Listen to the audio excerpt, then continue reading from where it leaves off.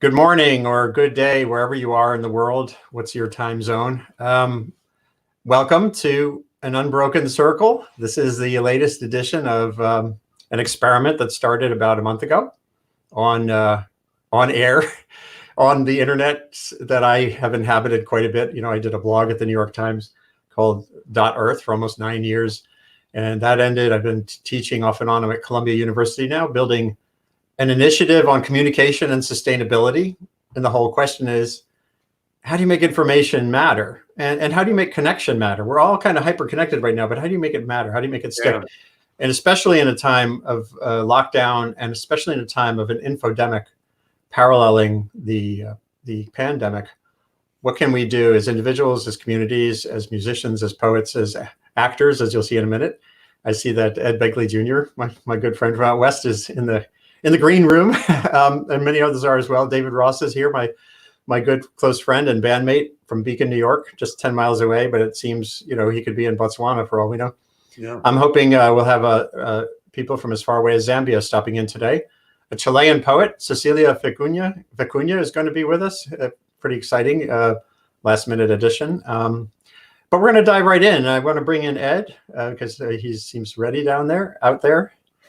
Yes, Ed. I am. Hey, Ed. How are you? Have you, David Ross, meet Ed Begley? I think we met years ago, back down in the 70s, around Tom Ingalls and a bunch of people at the LA County. I think you married a woman who was working at the LA County back then. Absolutely. Ingrid Taylor was her name. Ingrid Begley was my wonderful wife for years, and we have two wonderful children, Nick and Amanda. Yeah. She's no longer with us, but what a doll she was. I loved her so much, and I remember Tom Ingalls well. Please give him my best if he's still around, and I hope he is. He's out in San Francisco teaching up at teaching design up there. I'm in Beacon. Right. I teach at the School of Visual Arts. Yep. Wonderful. So good to see you again, David. Yeah, you too, man. And David's a really good singer and performer, part of our Breakneck Ridge Review, which is named for the Hudson Highlands. So Ed, I just got to ask, you know, I have a son now living in LA, and he's been feeling pretty cramped up and frustrated, as we all are. But he's finally he works in movies and visual effects, and he finally got through this period to a new project. But they're not doing any new production, right? He's in post-production on an existing film. What is it like in your universe right now? Everything is totally shut down. They're not doing anything other than things like this, where you can, you know, Stephen Colbert can do a thing from his home, or Bill Maher, any of those people that are doing that.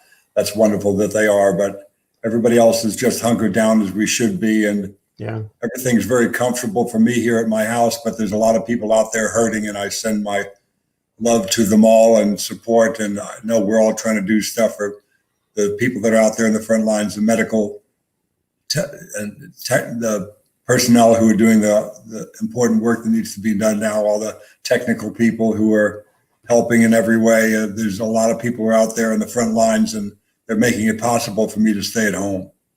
And it's kind of a weird war in a way, in that the front lines are at the supermarket. They're everywhere, that if someone has to work to harvest a crop, or work in a factory to process milk, or be an orderly in the hospital. It's not just the surgeons. It's not just the pulmonologists. It's right. It's this whole ecosystem of people that who are normally invisible, who now are heroic. And, you know, for those of us who have the gift of being able to be online and do our work. They are that. Bless them all, I say. I know. I agree with you. I think, let's see, is Carter Brooks? Carter, are you could you wave if you're set up? Let's see. I think he is. Hold on. And make sure, let's see, where are you, Carter? Another West Coaster. Carter, you're on in two different, there's two different views of you. So one of them needs to close.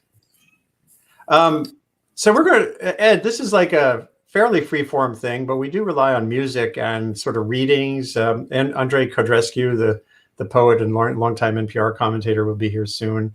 A poet from Chile, Cecilia Vicuña, another one, Irene O'Garden, who's a good friend here from the Hudson Valley. And David Ross was going to start us off with a song, and I do believe it's honoring one of our great, famous, and wonderful musician idols. Indeed. John Prine's been on our mind since he was ill, and of course when he passed, and so we want to honor his memory and the kind of songs he did. And of course, I couldn't think of a more appropriate song for this week than Paradise. Wonderful. When I was a child, my family would travel down to western Kentucky, where my parents were born. There's a backwards old town that's so often remembered, so many times that my memories are worn. Oh, Daddy, won't you take me back to Muhlenberg County, down by the Green River where paradise lay? Well, I'm sorry, my son, but you're too late in asking. Mr. Peabody's coal train has hauled it away. Well, sometimes we travel right down the Green River to abandoned old prison down by Adria Hill, where the air smelled like snakes and we'd shoot with our pistols, but empty pop bottles is all that we'd kill. And Daddy, won't you take me back to Muhlenberg County, down by the Green River where paradise lay? Well, I'm sorry, my son, but you're too late in asking. Mr. Peabody's coal train has hauled it away. Then the coal company came with the world's largest shovel. They tortured the timber and they stripped all the land. Well, they dug for their coal till the land was forsaken. Then they wrote it all down as a progressive man. Oh, Daddy, won't you take me down to Muhlenberg County, down by the Green River where paradise lay? Well, I'm sorry, my son, but you're too late in asking. Mr. Peabody's coal train has hauled it away. When I die, let my ashes float down the Green River. Let my soul roll on up to the Rochester Dam. I'll be halfway to heaven with paradise waiting just 5 miles away from wherever I am. And Daddy, won't you take me back to Muhlenberg County, down by the Green River where paradise lay? Well, I'm sorry, my son, but you're too late in asking. Mr. Peabody's coal train has hauled it away. Sorry, my son, you're too late in asking. Mr. Peabody's coal train has hauled it away. Wonderful, David. Wonderful. Yeah. The hardest thing about this is that we can't yet quite harmonize and play simultaneously. Yeah. I did see the Rolling Stones in the Global Citizen Marathon yesterday. Did a pretty good job of it. I'm pretty sure it was live. They must have had super high bandwidth, and when you hear them playing, it was pretty clear it wasn't a pre-recorded thing. So I'm hoping. I mean, bandwidth at the most basic scale is something now that is a lifeline for people. It's job access for people. It's education for people. We had a session on here, one of our sort of during the week ones that are more on the questions that are surrounding us and less on just connecting and relaxing. We had a session with a guy, Dan Castro, who works to facilitate full access to the internet. And it's now is a time when you can see there's still tens of millions of kids who cannot do their homework. They cannot do their lessons because they don't have a computer at home. And even if they do, it's the parents who are unemployed now scrambling for jobs, or they get it first. So that is an issue. And, if we have enough of the bandwidth, then we can actually sing together online. So I'm looking forward to that moment. Me too. Well, the reason I chose this song was that article in the Times this morning about what's going on in Brazil. And, it's just unbelievably painful to think that in the midst of this pandemic, that the other great horror that is befalling our planet is not getting the kind of attention that it needs to get, and I see it all as part of a single pandemic, the destruction of our rainforests, the destruction of our environment there's a reason why this virus took hold so quickly. It's all part of one giant damaged ecology, and I feel that if we try to fight last year's battles, we're gonna blow it again. We've got to fight all of this on a global level and on a larger ecological level. And I know, Andy, this is what your whole institute. Well, Ed, I think the first time we met face to face, maybe it was before, but in 2008, Ed and I took a rickshaw ride around New York City. We did. When you were deep into your Living Green, you had a TV show at that time. Yeah, I remember that. Those were great. Let's hear about it. Thank you. It was called Living with Ed, with my wife Rochelle and I and our daughter Hayden. It was about what it's like living with a guy who's been doing this sort of environmental stuff I've been doing since 1970. And I imagine it's no walk in the park or ride in the park, in our case, in a rickshaw there, human-powered transportation. But I've been trying to promote sustainability for quite a while, and I want to give hats off to John Prine, who wrote about it, did songs about it. I would see him at the Troubadour back in the 60s, and I started playing there myself in the 60s. I did stand up and open for people like him, though I never had the pleasure of opening for him. But I saw him, and I loved his music, and he talked about it. And those voices are heard today. The people at Amazon Watch, Tosta Sultani and John Quigley and all those people are fighting against the destruction in the Amazon. That work continues, and there's heroes there on the ground, they're in the Amazon right now, risking their lives to stop this madness in the Amazon. Yeah, and of course, I wrote a book about the murder of Chico Mendes. Came out in 1990, called The Burning Great Season. book, by the way, Andy. Yes. Well, it was a lovely movie. And it was the first time I really, I'd been writing about climate change since the 80s, but that was really the first time I saw the profound interlinkages between social and environmental issues. Really, the story that Chico Mendes was trying to convey to the world was about land rights and more than conservation of the forest. He was actually for the people in the forest, not really. He wasn't a tree hugger per se, and I was actually glad that the HBO movie that got made preserved that context. It didn't oversimplify it. And these are complicated issues. What's really sad right now, and one of the most remarkable data points on coronavirus came last week when a Yanomami Indian was first killed by it. So just think about a Yanomami. In the Amazon. So here's the virus. David, let me just finish my thought. Wow.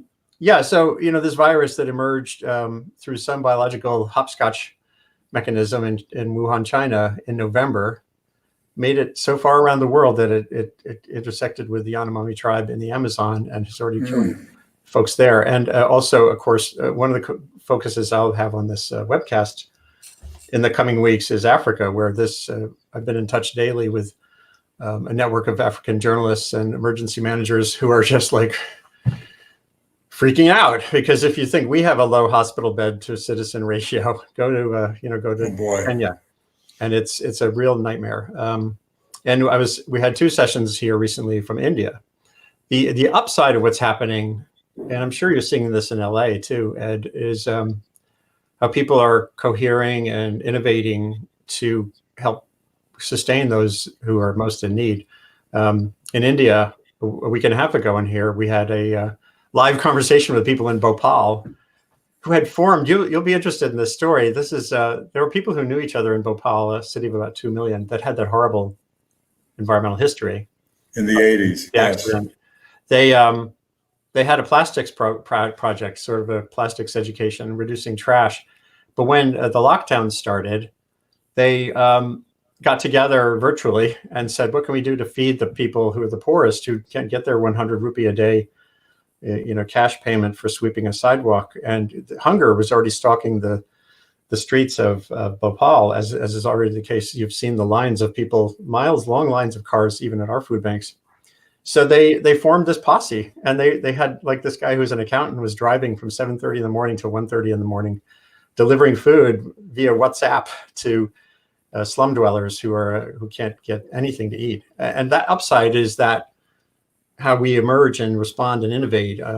So I'm hoping we can focus at least once a week on the upside stories, and the arts, of course, have done a beautiful job of building coherence. So many musicians and artists, performing artists, are struggling terribly now to get through the week. Just, they're just like everybody else who's out of a job, who rely on direct physical interactions. And but everyone's going online. There's great musicians who are relying on PayPal, GoFundMe, and the like. It's an interesting moment. Yeah, Music Cares has been helping a lot of those folks. I know Music Cares is a wonderful organization. There's many others that are helping people in need in that realm right now. Yeah. So Ed, when you think of the moment and environmentalism as we've known it, what's the thing that the environmental movement can do best right now? I think we have to focus on how this is related, this horrible pandemic we're all experiencing, how it's related to the environment in a larger sense. And how, as you said a moment ago, it's all part of the damage that we've done to the environment, that we could deforest and be so removed from nature that this kind of thing could travel the way it could. We're a global community now in some good and some very bad ways. And so we have to take stock. It's like we've all been sent to our room, to think about what we've done. That's where we're at right now. And we've done a lot, and not all of it is good. We have our successes. We have to remember to really answer your question. I think we have to remember to take note of and mention and emphasize our successes too. Even though we have 4 times the cars in LA from 1970, millions more people, we have a fraction of the smog. We all did that. That's a success story. The Cuyahoga River does not catch fire anymore. The Hudson River has been cleaned up to a large extent. We've made some progress when we all pulled together and we did sensible things based on the 3 principles: personal action, like what I've been emphasizing for years; legislation, good legislation like the Clean Water Act and the Clean Air Act that helped us do what we did, the Cuyahoga River in LA; and corporate responsibility. Those 3 pillars are what we build all our work on, and we have a lot of building to do. I love that we've been sent to our room for a timeout. It's actually that's a really pretty great metaphor for where we're at. I think a lot of people are assessing, do we need to commute to work every day? Do I need to keep thinking about traditional methods of growth? We did a piece here recently on the idea of sufficiency. I had Herman Daly has been on this program twice, the father of ecological economics. And what's really cool is that his in his 80s, I was able to connect him with this group of young scholars who are pursuing new iterations of his ideas today. And the new generation is coming. And it was all being discussed in the context of the present moment: connectedness, pathogenicity. It's the same, the global linkages that allowed coronavirus to move are the ones that make CO2 a global commons issue as well. Now here we've got Beth Osnes has come. Good morning. Morning, Beth. Good morning. The artist Carter Brooks will be in a minute. So Beth, you're in Boulder, Colorado. That's right. And you run among other things, you run a spectacularly interesting program called Inside the Greenhouse. Yep. So I'm asking each of us to sort of start with just like a stock taking. What's the situation around you? I think we just saw some fresh video of a mountain lion prowling some road in Colorado. So what's going on, Well, I can't let my cat out at night anymore because the mountain lions will get it, because there's so much less human movement. I live right by the university too. And it's just funny. I go out for my morning run and it's like a ghost town. And I'm not that early a riser. It's like 8 o'clock in the morning and there's just nobody. It's eerie. Have you, and I want to introduce you also to David Ross, who's on the screen there. He's in Beacon, New York. He's a bandmate of mine, but he was the former director of the Whitney Museum, among other things. He's an art curator and art wizard. He teaches at the School of Visual Arts. And there's this guy, Ed Begley Jr., who's in the hills around Los Angeles. And we've just been talking about environmentalism in the context of pandemic. Yeah. And Beth, could you describe a little bit before we get it? You'll have another chance to tell that little story. Okay, good. But just sort of describe what you do and how did like a theatrical dance person get involved with climate? Well, I've always used performance for, positive social change. And I really started out as more of a human rights person. I worked a lot we had an organization that got to be a global group that was called Mothers Acting Up, and it used theatrical ways to mobilize mothers to advocate on behalf of the world's children and women's rights. And the more I got into that, the more I realized that some of the greatest impacts facing children and women were ecological, and the clean burning cook stoves and the indoor air pollution, that gets more kids than AIDS does, and the pneumonia and the respiratory illnesses caused by that exposure. And so I started getting more interested. And then I live in Boulder, Colorado, where there's just so much happening on climate and clean energy. So I got more and more interested in that interface between alleviating poverty and access to clean energy and women. And then that led me to climate. And I think it was really when I was at Rio Plus 20 and I heard Climate Wise Women speaking. That was a real pivotal moment for me, when they got frontline community members to these international conferences to speak for themselves through the age-old art of storytelling, to bear witness to their realities and to link these ideas of human rights to environmental issues. So that really cemented it for me. And then I've just gotten it just stays interesting to me. I just understand it now through that framework, and I understand how much we need to tell a new story. And I think my field has some of those skills that can help us do that in a pretty vibrant way. And it's so interesting to me that you're linked up there with Max Boykoff, who's sort of a pretty traditional social scientist digging into he's data. not so traditional. He's pretty I guess great. not anymore. I'm not sure. I think he was, when I first got to know him in the early 2000s, he was pretty traditional. But no, he's very creative. Well, he wrote a book called Creative Climate Communication. Mm-hmm. So I'd say that counts for a lot. Yeah. And he's just so open and willing to try these things, because he understands by doing the research that we need new modes for communicating and breaking through those already kind of established defenses. Right. So I want to swing back to Ed, and then in a minute I'm going to bring in Carter Brooks, who's an artist from California, the Northern California, part of California, the United State of California. I was looking at the map the other day, and it sort of was starting to look like we were becoming definitely more just two countries, the country of coasts and the country in the middle, and which is very discouraging in some ways. And I'm hoping we can figure out a way to cut through some of that polarization. In a couple of minutes, there's some other people who are going to come onto the screen. Karen Brooks. Actually, let me introduce Karen right now, because she's up in Karen Brooks is a old friend, a member of a companion band of Breakneck Ridge Review called Trouble Sisters, and she's in Western Massachusetts right now at her sheep farm. Hey, Karen. We had some wonderful views, and maybe later in the morning we'll have some more views of the new generation of lambs coming forward there. Karen, and I'm going to bring in Carter Brooks, and then I think Cecilia will be in soon too. And a whole bunch of musicians are going to come through. The one limitation of this platform, which I love for many reasons, is that we can only have 6 windows open at a time. So there'll be a point when I'll sort of click David back, and we'll get back to Beth to get your next story. But so it's nothing about that is an implied rudeness. It's just the limitation of the medium. So Karen, tell us a little bit. You had snow on the ground, I think, the last we spoke.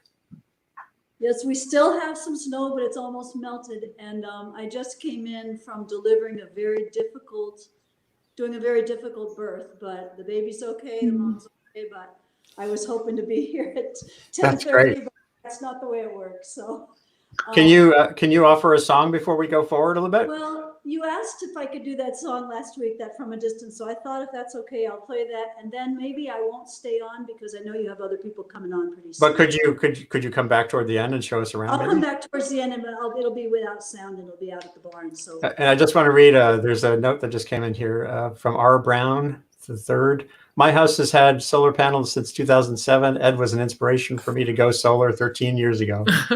So Ed, God bless you, buddy. I'm so impressed. And Thank you for that. And let me post one of I did show this a minute ago, but I want to show it again. My friend Hope Torino, whose husband Al Hemberger is a bandmate of ours frequently. She posted a very important point about another kind of connectedness. So I want to just show it again. Hope says, while the wonders of iPhones and bandwidth are cool, there is a genocide of 9 million in the Congo due to industry taking forests, using child labor, killing people to mine the minerals needed to make iPhones for us. Thanks for this Earth Institute forum. Enjoying it with my husband, Al.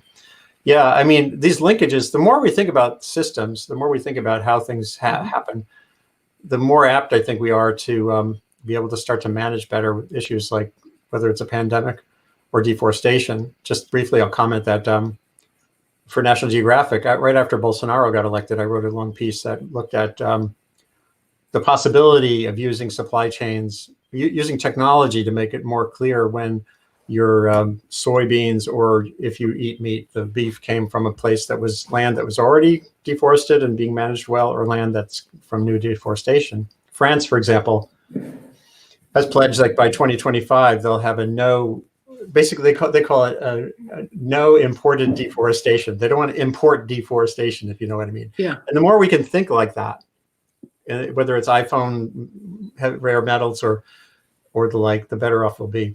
So thank you, Hope, for that comment.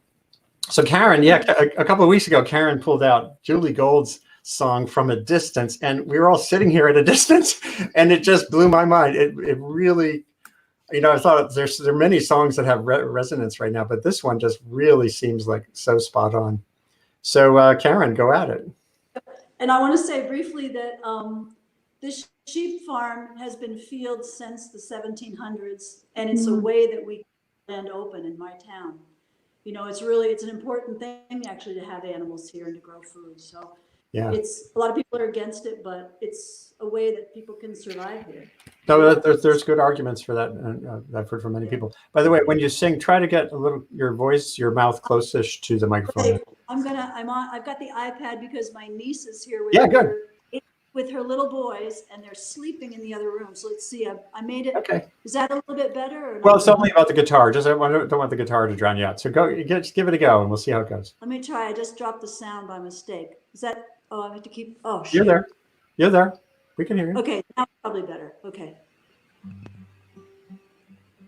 From a distance, the world looks blue and green, and the snow-capped mountains white. From a distance, the ocean meets the stream, and the eagle takes to flight. From a distance, there is harmony, and it echoes through the land, playing songs of hope, playing songs of peace. It's the songs of every man. From a distance, we all have enough, and no one is in need.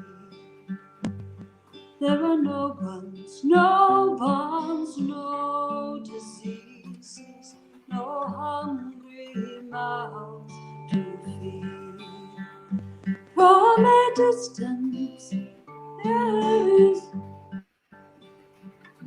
marching in the common man, playing songs of hope, playing songs of peace.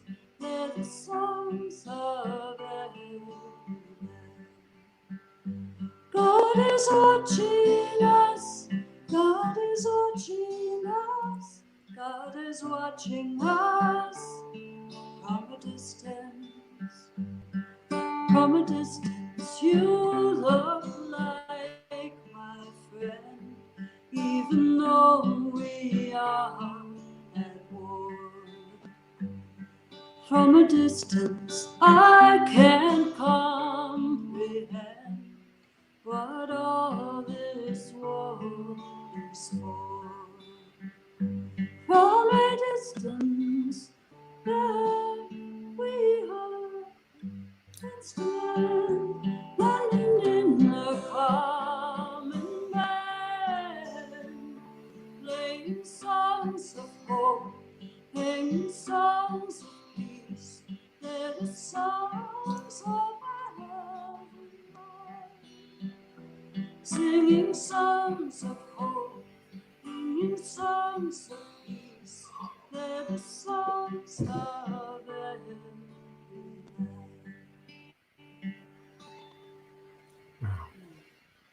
That was just a gift, a real gift, Karen. Thank you. Really And, something. I know Beautiful. you've got people waiting in the room, so thank you. Yeah, we'll have you back. Come on back, later toward maybe noontime and We want to see the lambs. show us around. The lambs, it's muddy out there, but they are awfully cute. So I'll come back later. And thanks so much, Andy, for doing this. I really appreciate you doing this. Well, I know we all look forward to it. Yeah. we all appreciate it. Yeah. That's why I called it Unbroken Circle. Yeah. There's really important work to be done to keep people connected, not just us, but the people out there who can sing these songs with you from a distance. And Irene O'Garden will be on later, who said one of the most profound things of all in this show recently, where she's a poet and she'll talk about it later, but she thinks if we work at it, we're poised for this not being a great recession or depression or great calamity, but a great compassion, an era of great compassion. So let's see how that works out. And it will only work out if we are all looking for it. Yeah. I wanted to say one thing. My niece is here with her little boys and her husband, and they, we talked this morning about how this is really an eye-opener for her generation. She's going to be 33 in August, and how all of a sudden they're learning that they don't have to go out to eat, that they can cook. Yeah, there's a lot of that going on. Saving money, it's like a whole new thing. It's just like they're learning skills that they never did. I mean, she's taking some sourdough starter for me so she can make bread. My daughter started baking. We're having all these wonderful fresh baked goods and gluten-free, and it's amazing. Yeah. And shortages of vanilla and yeast at the markets when you can get there. But no shortage of sourdough because you make the That's sourdough right. starter That's right. from flour. Hey, I made my own matzah for Passover. That's wow. Can't beat that. 40 days in the wilderness, and I'm ready. Mazel tov. so hold on. Yep. I'll head out. You can put somebody else on. But Yeah, thanks. David, if you don't mind, I'm going to take you from the screen too, so that we can get a couple of people in, and then David, I'll bring you back when Cecilia. I see Cecilia is here. Cecilia, hello, buenos dias, and you'll be on with Ricardo in a few minutes, and Claudia Gibson. I see you too. So we're just going to kind of wonderful. rotate through. So David, if you can step back from the screen, I'll bring in a couple of more people here. Carter Brooks has been waiting. So here's Carter. Carter, you might have to unmute. Unmute your mic. Yes, I'm struggling with the bandwidth technical difficulties here. So I met Carter Brooks. I guess, was it when I was speaking at Berkeley or Stanford? I was out there. No, you were where I did my master's work. So yeah, it was at Berkeley. So I'm at Berkeley. I'm in an auditorium, 150 people there, and I'm about to give one of my sustainability and climate and communication talks. And this guy kind of walks in with a cooler and some weird metal contraption, and he sets it up on a little thing to the side, totally unbidden, not part of the.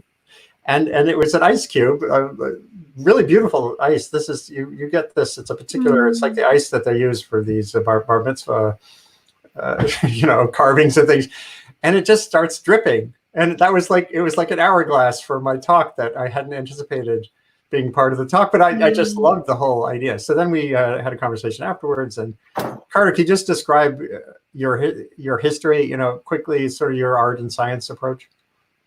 The ice actually is only a fraction of the whole project, if you will. I think of myself as I call myself an artist and philosopher of climate art.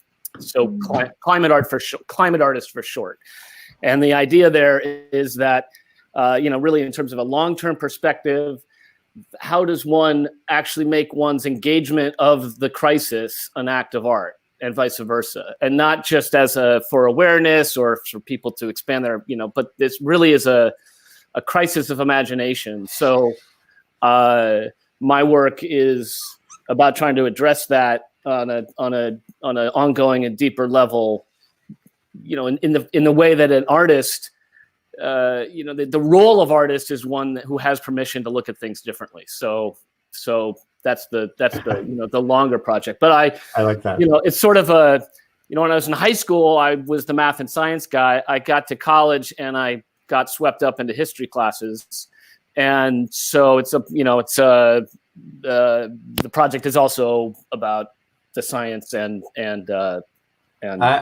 yeah. Well, by the way, I'm showing folks one of your constructions. I think you guys can all see this on your screen. This was during the Global Climate Action Summit in San Francisco. I was one of the musicians playing on the corner there, and here was this time lapse of a piece of ice, which again to me conveys several things. This time scale issues, things that happen at a slow pace but that are consequential. Thresholds. Ice is melting is a threshold thing. So just to speak a little bit more about your craft.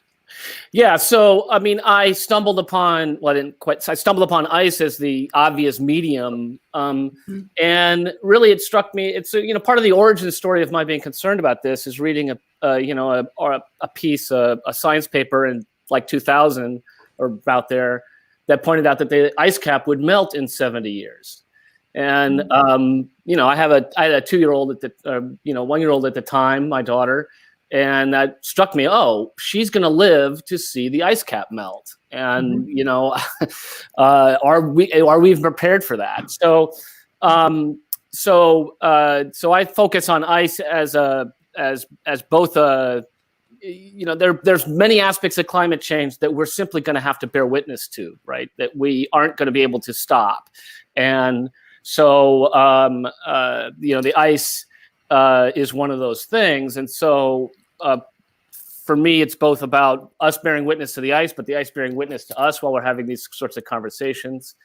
And, it leads to a larger themes around grief and accepting a world that's not as we learned it or thought we understood it. Right. So in fact, it sort of ties into the moment, right? One of my observations over the last 20 years of this is that people grok climate change at different times, right? But eventually it kind of hits them that, the world that I was taught about as a kid isn't going to ever be anymore. We're now in a whole different thing. And when they have that, it's very similar to any kind of loss and death. And you go through all of these emotions and panics and rushing, and then eventually sort of an acceptance and an engagement still, right? And so one of the interesting things I think about this moment, this COVID moment, is that globally, people are having that sort of experience at the same time.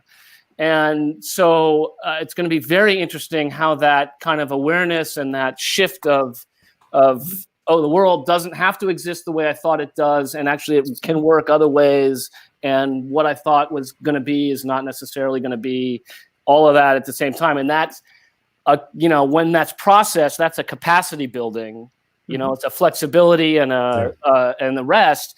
And so, I'm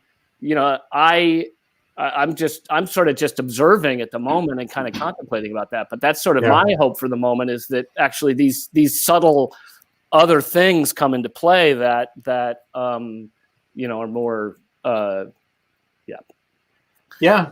So Ed and Beth, maybe you could both talk about a comedy. Beth, you have a comedy effort that's happening this week, right? And Ed, you've been in some pretty hardcore and serious drama, and you've been in some incredibly funny, engaging comedies and everything in between. What do you think about when you think of how you get effective on issues like climate or on pandemic preparedness? Again, as I said, they're very different in many ways, but they have this related context of being complicated, And so what maybe Ed first and then Beth, what do you think of when you think what would be this? Is it a story that can make the difference? Is it what makes the difference on an issue this tough?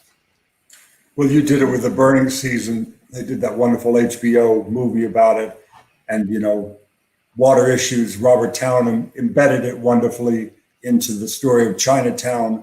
You can get in a message about these important matters and embed it properly into the story, as they did with China Syndrome too. That's a movie about the dangers of nuclear power. That wonderful, 5-episode thing we just saw at Chernobyl the past year or so. That kind of artistry, I think, is very important to convey the message about something like this. It's so dire. and climate change is something we need to convey the message about. And there's not time to go door to door. We need to use the media. We need to use art to convey these messages, I think. And, you know, I'm also involved in a lot of pure entertainment. It's just a dramatic show having nothing to do with about it, environmental matters, and comedy as well. We do that kind of stuff, those Chris Guest movies and the series I'm now on. That's all fine. We need to entertain people. But when we can get that message out, it's so wonderful. John Prine's song, which David played so wonderfully earlier on, and the wonderful work people on screen here are talking about and doing is just very important. It's something I've been trying to do for some time. I wrote a play about Cesar Chavez. There's a big environmental aspect to the work he did with pesticides and what have you. So I applaud the people here I've joined with today that are doing that, and the work must continue. Yeah, and Beth, could you give us a little glimpse at what's happening on Wednesday, on Earth Day, right? Yeah. So on Earth Day, we're going to be showing our best of year. We usually do a live comedy show with our students. And these are students who come to us who are like environmental studies majors. And we tell them by the end of the semester, they're going to be doing either live stand-up or sketch comedy. And they kind of go, whoa. And then we go, yes, you will. And we support them and we scaffold it and we get them up to this, build that capacity to the point where they can create really funny comedy. And the thing that is so cool about this is that they learn, it's talking a lot of, it achieves a lot of the things that Carter's talking about. It builds their resilience. It builds their capacity to be there for each other. There's that thing with improv comedy, the yes and, that agreement, where you introduce a new weird reality and I go, yes, and I add to it. And there's this kind of camaraderie and there's a playfulness. You know, it's like we've got to start playing a little more, like you were saying, the crisis of imagination. And that cracks open. And there's also this thing about this generation working with university students, you know, like World War II folks, they had like, reality was on a sheet of paper and it was a flat sheet of paper and there it was. And these young folks have folded that sheet of paper of reality and so many times that there's so many crevices and it's just like origami or something. And they only feel like it's honest and true if you're getting into these crevices. If you're just trying to say too broad a thing, they're gonna disengage. And I think that comedy is uniquely effective at finding those crevices and expanding and wiggling and pushing against them some. And I think that really is effective with the younger generations, that they respond to it. There's a guy at Columbia, he's just finishing his master's in environmental policy, Raleigh Williams, who's been doing this. It's kind of like Between the Ferns, you know, the Zach Galifianakis thing, but it's Al Gore. It's sort of like some weird. He's in our show. Oh, he's in the show, and he's in the show. He has on serious climate scientists and other people, and he just takes the mickey out of everybody in a way that conveys. I think the other thing that comedy can do, and music to some extent, is can bridge those cultural divides. I mean, Bill Burr has said some really good things about you know, getting serious about coronavirus that I think are registering on a much wider landscape than anything I would write. And because Bill Burr is in the heads of millions of sort of middle American guys, you know, and so that's a bridging thing I think that's possible too. Hold on, I'm going to bring in a couple more guests here. Can I just say, as you're getting the other guests ready, I lived in Boulder, Colorado back in 1971. There was a club there called Tulagi, Tulagi. And I used to do my stand-up there. I started doing stand-up alone as a solo act there, and I did a lot of environmental work. I lived on 9th Street near Arapahoe there, and it's a wonderful town, a wonderful college in that town, and I loved Boulder, Colorado. It's a great hotbed of lots of creativity there, and it was then and it still is now, clearly. Yep. And I just wanted to pipe in that I owned, and I think I still own, climateimprov.com. So we might want to. Well, I'm a domain junkie, so you know. That's pretty funny. You know, and it's about this. You know, it's about where it's the the qualities to keep alive are more important than the answers, which sort of is this paper versus thing. Right. You know, I'm more concerned with keeping creativity alive than giving people an answer about what they should do about this. Man, that is a great. I got to write that down, because that to me, system properties are more important than goals. I mean, absolutely. Yeah. You know, the ice is an emergent property of my engagement of this. You know, there's been other activities, of course. And yeah. So hold on a second, because I'm going to bring in Ed and Carter. Would you mind stepping back for a bit? Ed, are you okay with coming back? I've been around for the whole time, and I want to connect with Ed about Quigley too. So I'm here. We'll talk, John, in a little while. I'm going to put my mute.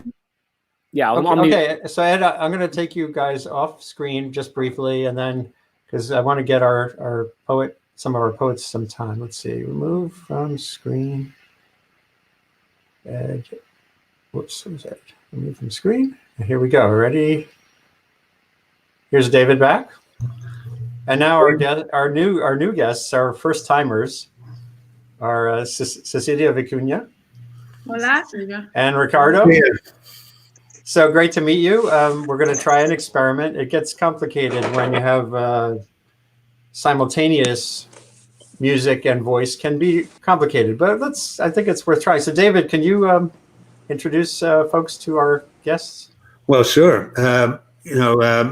Cecilia Vicuña is really one of the most extraordinary artists that I know. I've known her work for a long time, and it's the kind of art that has grown on me as I've been able to deepen my understanding of it. It's complex. She's a complex artist.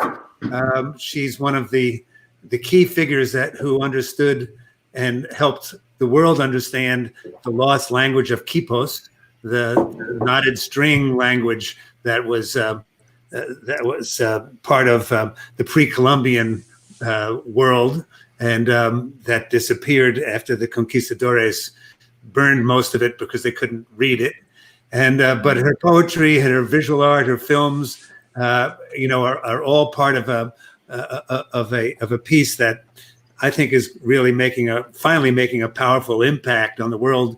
It's taken a little while, but the world has finally caught up with Cecilia, and now her art and her poetry is really being seen not only in the north, where she took refuge from Chile during the bad old days, but she's finally recognized as the hero she is in her native land, and that's kind of wonderfully gratifying for all of us. And so, Cecilia, it's so great that you could do this on short notice. And Ricardo, we haven't met before, but Cecilia tells me that the two of you have been doing great work together. So great to hear you try to collaborate using this system here with Cecilia's poem and your music.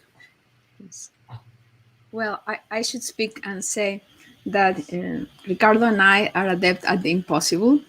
And the first virus collaboration we did was a few days ago. I suppose it was like in the middle of March. Do you remember, Ricardo? When did we do the glove? Yes. And so yes, of course. My first response was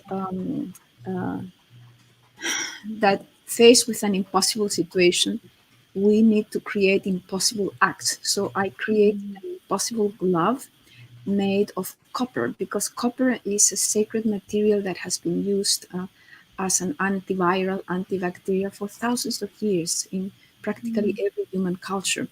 And so I made this glove that instead of protecting you against the virus, would invite healing. And so we did that as a song and a poem. I spoke it, and Ricardo created, in that case, was not piano, but an electronic variation. And that was really, I don't know if there's a way that you could hear it.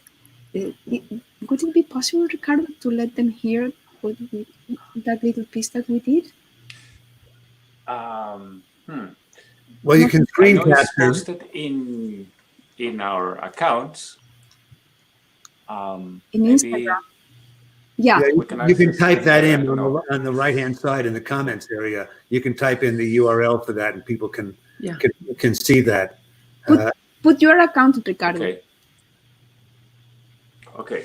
Because we did that like in a second. We thought of it. We didn't even think of it. It just we did it, and we have been doing that, improvising live in front of thousands of people, sometimes in front of small groups of people. And so that's what we do, and we began working together. I think Ricardo came to one of my readings at St. Mark's Poetry Project. And do you remember what you said after that, Ricardo? Sorry, I didn't hear you the last bit. I was telling the story of when we met, when you came to my reading at St. Oh Mark's. yes, at the poetry club. Yes. Yeah. I You, thought go ahead. I just thought that it was amazing. Like David was saying, you're a complex artist and creator, and the way you express things in many layers that captured my attention, because there was the sonic layer and also all of the, not only the meaning of the words, but how in the realm of sound was expressing so much that had to do with many issues at the same time. Like it was like an explosion of meanings. So I thought that was incredible, and there was this spontaneity that made me really want to. I don't know. I just jumped and asked you if we could ever try something together, and you were so happy to do it. And I felt that since the first time that we put your voice and my sounds together, it started to flow beautifully. Okay, well, let's give it a try here. Okay, so this new piece that I have composed, I composed, I think, a week ago on the 13th. And then it sort of keeps coming back in different forms. And so Ricardo hadn't seen this until a few minutes ago. Because David sort of invited me just last night, and last night I wasn't feeling so good, so I think, oh no, I won't do this. But this morning, Papa, I woke up and suddenly I felt, why not? But I can't do it without Ricardo, because Ricardo has come very close to my heart because of this kind of language that we speak, which is beyond words. And it's a language, and I think these are the kinds of languages that is speaking of, creating resilience. I remember when I was a little girl living in Chile, and we had this Charles Atlas, image. I am so old that I remember Charles Atlas, Oh, sure. So Charles Atlas was like a bodybuilder, So this concept of bodybuilding, and so then I thought this kind of music that Ricardo and I is really a spirit builder. So it is a kind of song that is so connected to the animals and so connected to the living things that we're murdering, and so Ricardo, of all my works, focused on one particular book that has been completely disregarded and considered like shit by everybody, which I composed in the 80s and was published in 1990. And it's all a song about the melting of the glaciers, the disappearance of water, the sacredness of the forest. And in the 80s and in the 90s, It's a wonderful book. Yeah, nobody wanted to hear anything related to that. So I was just hearing Carter Brown speaking of the ice. Yes, that's my baby too, And so I come from a glacier universe in the Andes. So I continue to work with the melting glaciers. And so this song is not about the glaciers, but it is about what the virus is doing. And in this moment for you, we will do it for the first time. I have never yet sung it. So it's a pleasure to do it with you, David, and with you, Andy, and the new people that we're meeting today. Thank you, amigo. Do you want to start, or do you Yes. want Um, you start? I'll join you. Yeah, start with the vocals, I think. yes. Okay. Okay. And you tell me if I'm too close or too far, because my voice is very high, so I don't know if I start making. This is good right here. This is good.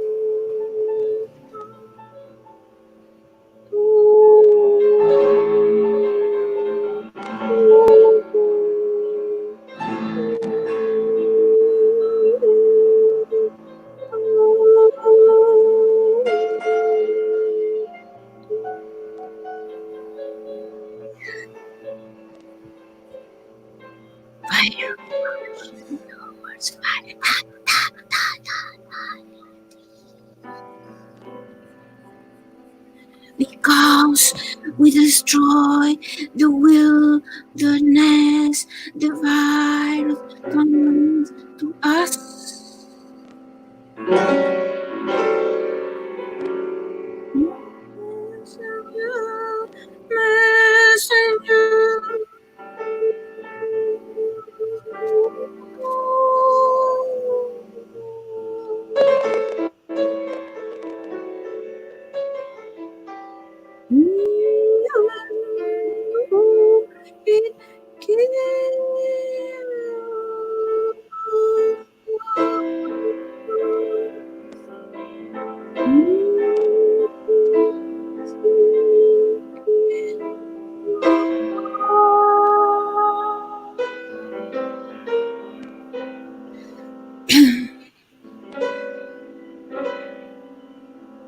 Maybe that's the teaching.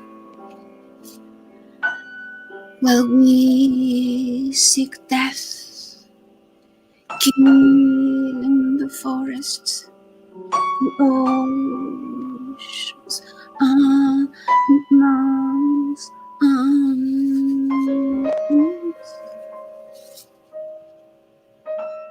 violence seeks life.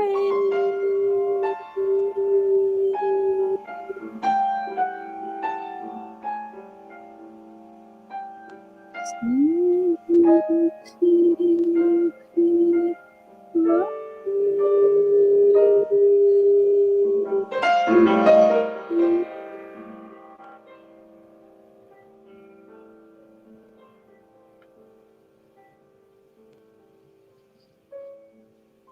We are our values.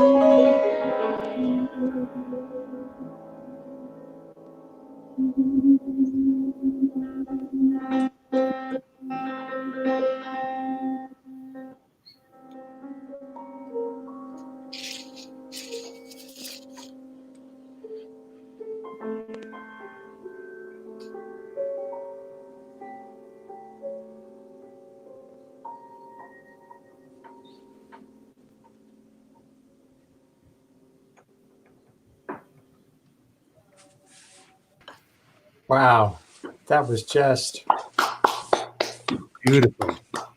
haunting and magical, and it worked across distance. It worked beautifully. Some I of don't know that, how.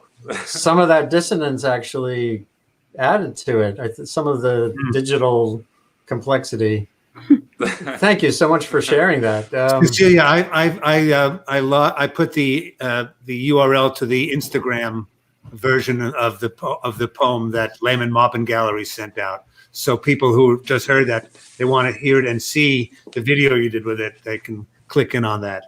It's in the chat part. Wow.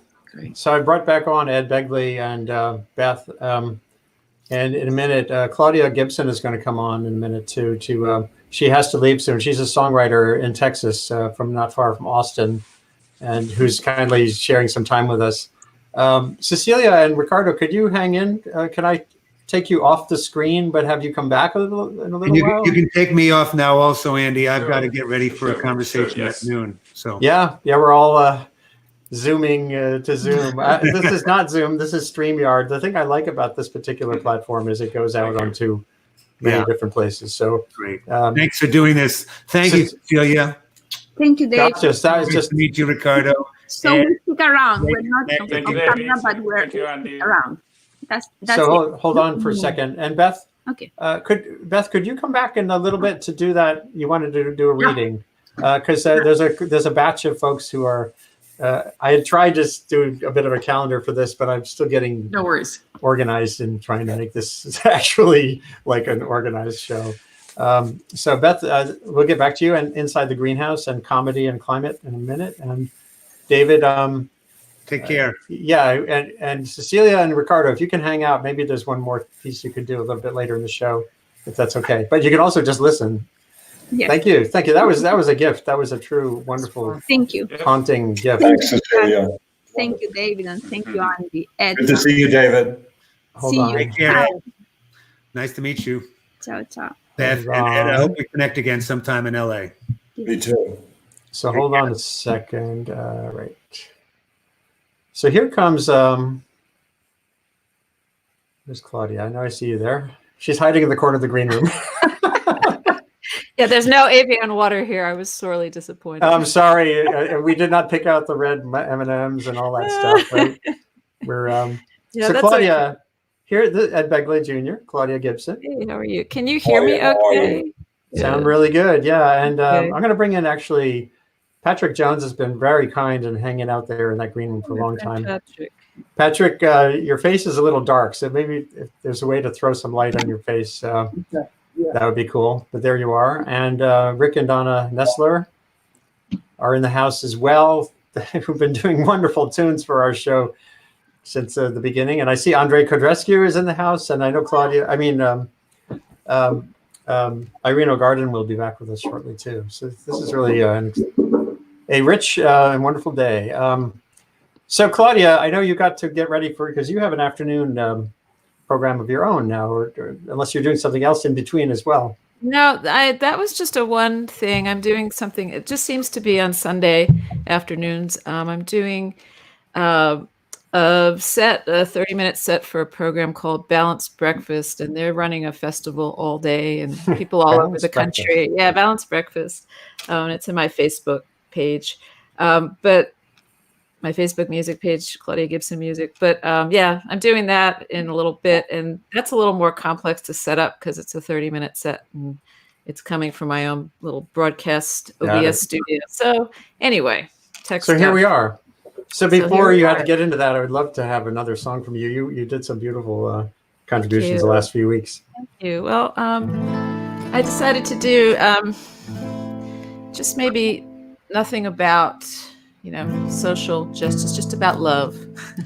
This song's called Real Love.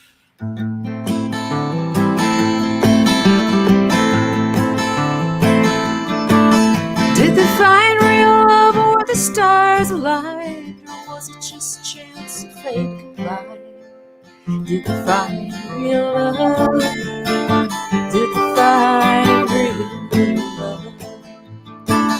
If you took any given woman and man and joined them together for a whole lifespan, would they find real love? Would they find real love? Real love, the love for a lifetime. It bends and twists like a vine, strong and entwined. Real love, the kind that can carry the weight, tough enough to weather the fates. A love that survives.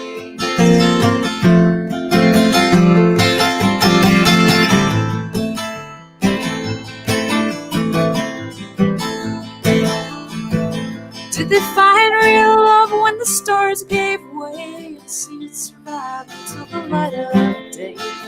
Did they find real love? Did they find real love?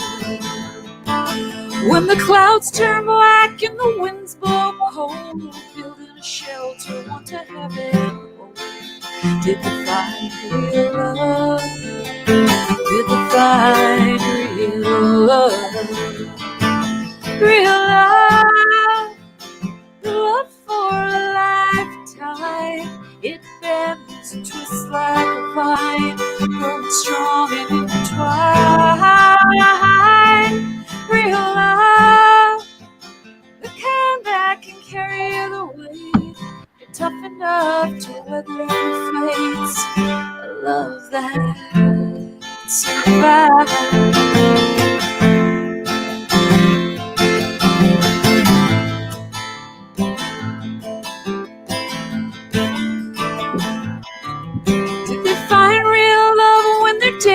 Done, lengthening shadows in the setting sun.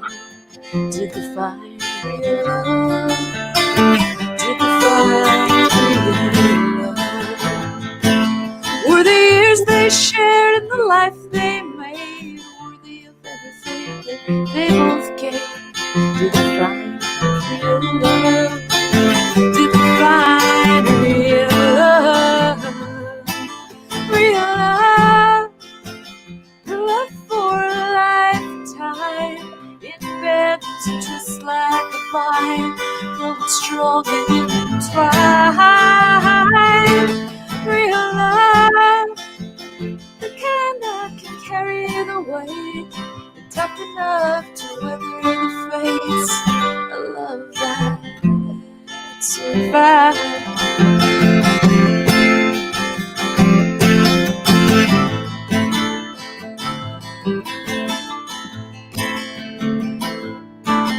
Did they find real love? Were the stars aligned? Was it just chance and fate combined?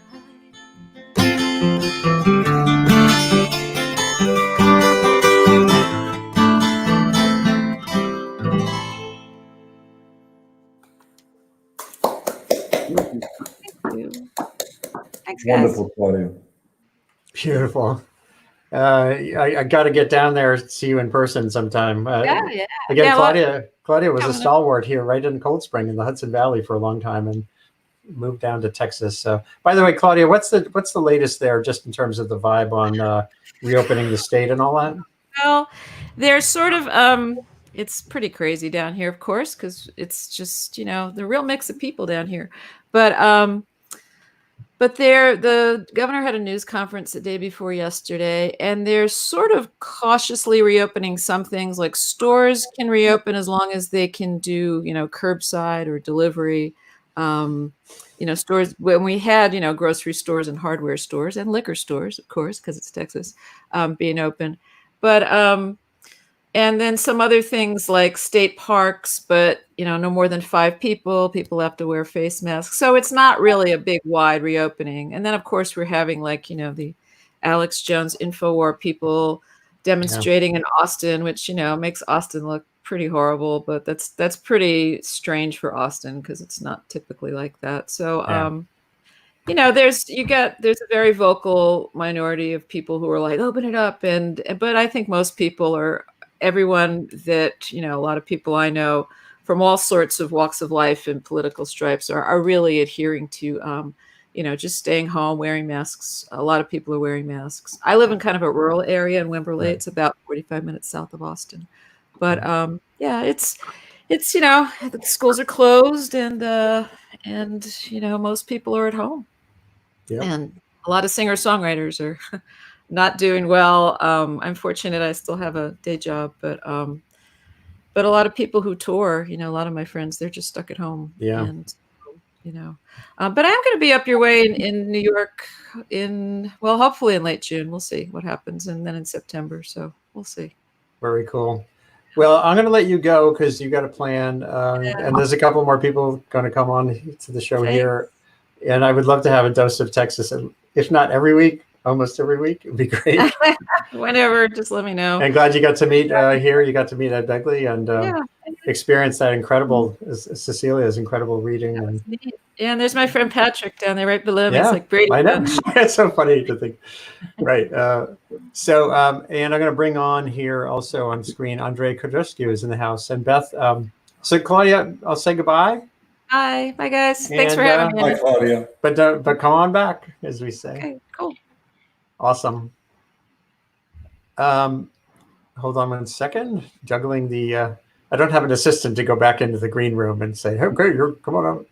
Oh, Beth, right here you go. So here's Beth again, and Irene O'Garden. I know she poked her head in the green room a minute ago, and I want to have her on again. Irene was just like, she did the most magical commentary here recently, and it's going to be good to have her back. So let's get another song in the round, and then Beth, you said there was something you were going to read. Maybe I want to introduce Donna and Rick Nestler, who I didn't introduce by name yet. Great friends, musical friends of ours for decades.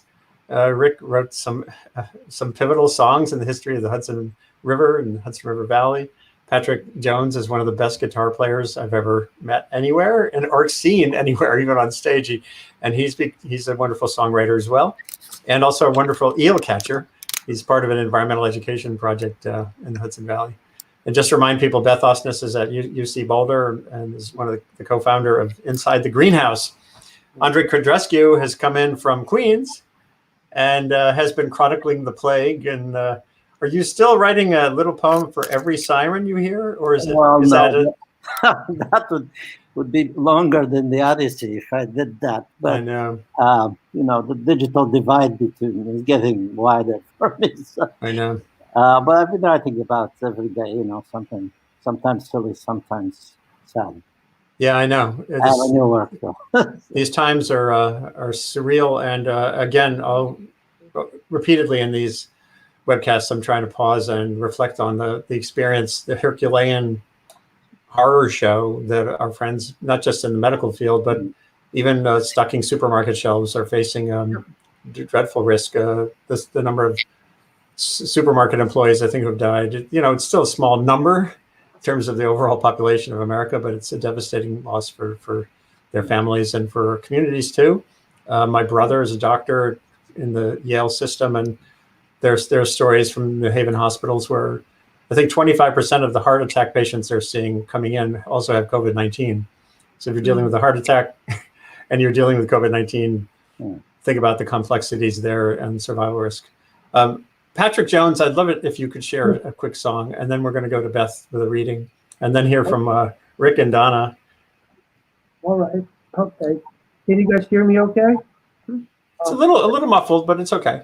All right. Okay. Thank you. Well, I'm going to do, I just got back from a walk on the Hudson River. And, well, to be compensorial a little bit, Andy, you're one of my heroes. As I think, David's one of my heroes too.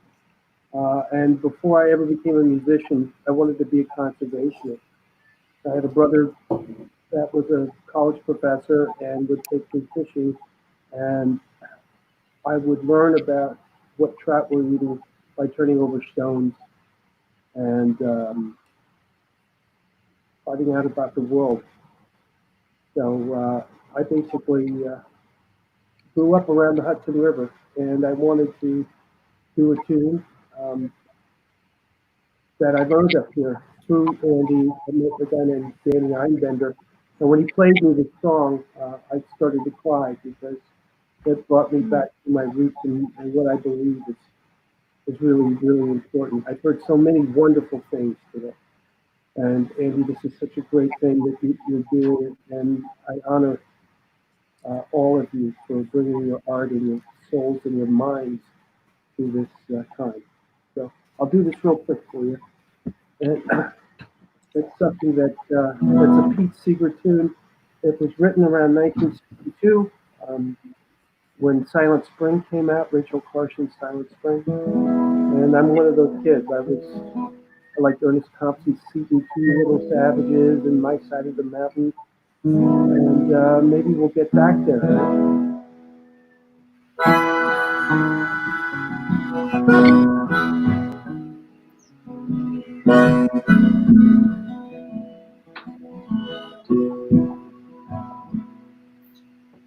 Sailing up my dirty stream, still I love it, and I'll keep praying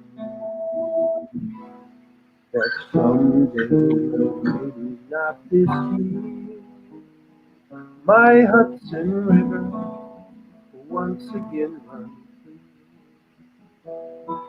It starts high in the mountains of the north, crystal clear, and I see trickles fall. Just a few floating wrappers of chewing gum, drop by some hikers to warn of things to come.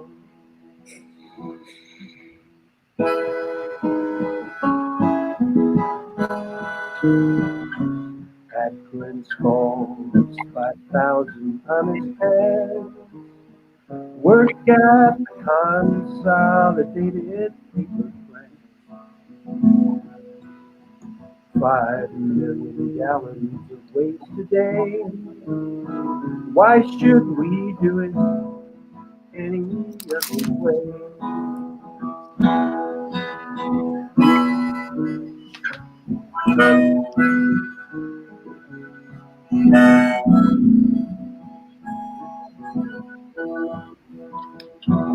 Down the valley, 1 million toilet chains. Find Hudson so convenient place to go.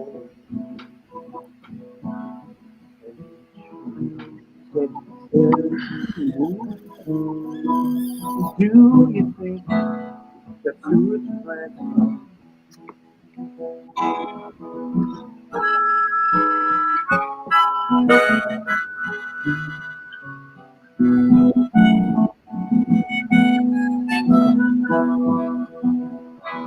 out in the ocean, they say the water's clear.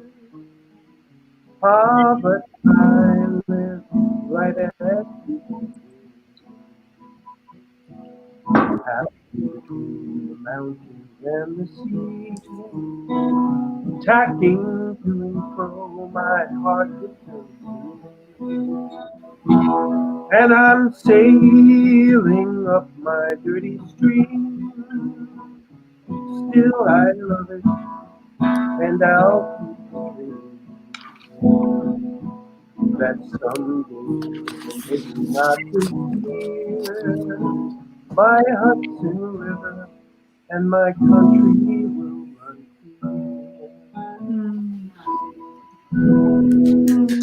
Yeah. Yeah. Good, good, good. Nice. By the way, on Sunday, May 3rd, this session will be devoted to Pete Seeger's 101st birthday. We are the Tompkins Corners Church in Putnam Valley, New York, right across the hills from here, normally has an in-person session, which a number of my musical friends, including Patrick, have played at, but we're going to do it online in honor of Pete and in honor of the community and that part of the Hudson Valley. So that's going to be a special moment. And I want to welcome Irene O'Garden, one of my favorite souls, who just her husband just dropped this yesterday at our doorstep. Glad to be Human, which is a collection of essays, including one by that title that won a Pushcart Prize some years back. So it's great to have you back, Irene. Thanks, Andy. So happy to be here. And I'm not sure if you've ever met. Have you not met? Well, Beth Osnes runs Inside the Greenhouse out in Boulder. To meet you. Andrei, Codrescu, fabulous commentator and essayist and poet, and greetings, and Donna and Rick Nestler, Patrick Jones. Nice. So, Beth, I wanted to give you time to remind folks about what's happening on Wednesday. And I know it's like at multiple times, or I couldn't quite get the timing. Yes. And then you wanted to do a short reading. That's right. So we're going to be doing an event called Stand Up for Climate Change Comedy Show. It's going to be online. And we were going to have it launch at 7:30 Mountain Daily Time. And we realized that so many of our folks that we knew in Europe and other countries and on the African continent wouldn't have been able to enjoy it on Earth Day. So it's just open all day on Earth Day. Just go to insidethegreenhouse.org and you'll find the link that allows you to start seeing the show. And it'll be on there, after that as well. But join us on Earth Day for our Stand Up for Climate Comedy Show event. And I just have a short piece that I've been writing on that I think sums up a lot of the things that come into this for us. Why comedy? Why comedy in climate change communication? That's an odd thing. And this piece is called Steal This Joke. Climate comedy draws serious attention to climate change solutions. From Inside the Greenhouse, University of Colorado, I'm Beth Osnes. Actually, you can't steal these jokes on climate change because we're giving them to you for free. In fact, we're going out of our way to encourage you to give climate comedy a try. If anything tickles your funny bone, it's yours. Go ahead, try it on. And yes, this joke does make your butt look big. Whereas comedian author Paul Tompkins bemoans the reality of joke plagiarism within the field of stand-up comedy, we embrace it as a channel for disseminating creative climate communication. With my comedy collaborator, Max Boykoff, we've led students in performing live comedy, we've run international climate comedy video competitions, and we've even published academic articles about the surprising benefits of utilizing comedy to communicate climate. So in the top list of climate solutions by Project Drawdown, this is like a roadmap for reversing global warming. Yeah. But it is also a veritable snack platter of comic material. According to their 2020 revised solutions, family planning is part of the third most impactful solution. This really helps us guide policies, but it also provides for some really good rhymes. Love the glove. Give the pill a free refill. Put your buck on the interrupted well, you get the idea. When environmentalist Paul Hawken, the originator of Project Drawdown, learned in 2017 that refrigerant management was the top solution, he pronounced it a PR nightmare. That could have also been thought of as a comedian's nightmare. But comedy can be found in even the most frigid of places. A 1950s refrigerator walks into a bar, sees a good-looking refrigerator and asks, "Are you free on Friday night?" Oh. I know that one could have fallen flat on a less informed crowd. But at our performance at the 2019 Drawdown Conference in New York that Andy was at, this in-joke got a hearty laugh. And if you're looking for comic material, remember there is nothing more ripe for ridicule than environmentalists. The only risk is that you might not get much credit because we're too easy a target. But regardless, for the sake of climate comedy, we will gladly paint red concentric circles over our bleeding hearts. How do you get an environmentalist to change a light bulb? Tell them it's incandescent. What do you get when you cross? What do you get when you cross FDR with a liberal in the pickle aisle? The Green New Deal. No, sorry. In giving these jokes away for free, we hope to unleash a rogue agent in an otherwise commodified world. Jokes, freely shared, can liberate us in that strange, involuntary opening of the mouth and the mind known as laughter. In that moment, rigidity is released. The single perspective is questioned. Hypocrisy is exposed, and delight is set free. So we just say, get a jump start on your inspiration for creating climate comedy by tuning in to Stand Up for Climate, a celebration for the 50th anniversary of Earth Day. It's going to be live streaming on Earth Day, April 22nd, Wednesday, all day at insidethegreenhouse.org. This is a best of show. It features brief climate comedy videos from our 8 years of doing this. And we're going to have the winners of our International Climate Comedy video contest. And then Max Boykoff and myself will be co-hosting, and we'll have Chuck Nice as our featured guest, acclaimed comedian who does a lot with climate comedy. And he's been on this show. Yeah, it's with Irene. That was an incredible combo, actually. That's great. That's great. That's great. Well, your idea about liberating reminds me of Liberated Carbon, my song. It does, which is going to be part of the show. Yeah, I made that into comedy, sort of. Liberated carbon, it'll spin your wheels. Liberated carbon, it'll cook your meals. So off we go into this, hopefully a post-fossil age. We'll find out soon enough. Well, Beth, thank you for being part of our wacky experiment here. You can stay on and watch and share, the video live, or share it archived later. I'm gonna. We'll say farewell, and I'll see you on Wednesday. Okay, great. When we have see you on Wednesday. Take care. Thanks so much for having us. Oh no, this is great. Thanks for being here. Because I want to bring. Let's see who else. Well, Cecilia is still going to come back one more time, and I do see Patrick. He's still in the green room, and Ed is here. I'd like to say hi to Ed again. Yeah. So Ed, you're muted briefly, I think. Yes, I'm sorry. I was trying to keep the background noise down. Yeah. Yes, it's good to be with you. Wonderful music, wonderful discussion. Very happy to spend time with you again, Andy. Yeah, and it's mutual. So is there some, what does this all bring to mind to you? You've heard about the sales pitch for comedy. We've got melting ice sculptor. We've got Catskills troubadours. We've got an inspiring voice you're going to hear in a minute from Irene, saying there's great compassion out there if we can look for it. So Ed, when you look around the world right now, which emotions kind of drive to the foreground for you? There's a lot of sadness, of course, at this point in our history for all that has been lost and will continue to be lost no matter what we do. But it's about hanging on to what remains. There's a lot that we can still save, and that's what we have to set our mind to. I'm really struck by that wonderful image of putting that large chunk of ice out there and have it melt during the course of that event. That was very powerful. That kind of imagery is very powerful to communicate those kinds of things, or communicate an image to somebody so they start to get what's happening. Somebody said, and I wish I could remember who it was so I could give them credit, but they said, as regards climate change, we're all like fish in an aquarium who've learned to nibble at the controls without any real idea of what the consequences are. Yeah. And that's what we are. We're doing that right now. We've been nibbling at the controls, and there will be damage, stuff we cannot stop, but much we can. We have to focus on that, because look what we did with the Cuyahoga River, as I said, with other rivers and waterways. The Hudson River has been cleaned up to a large extent. Airshed in LA is a lot cleaner. And now look how clean it is without all this fossil fuel being burned.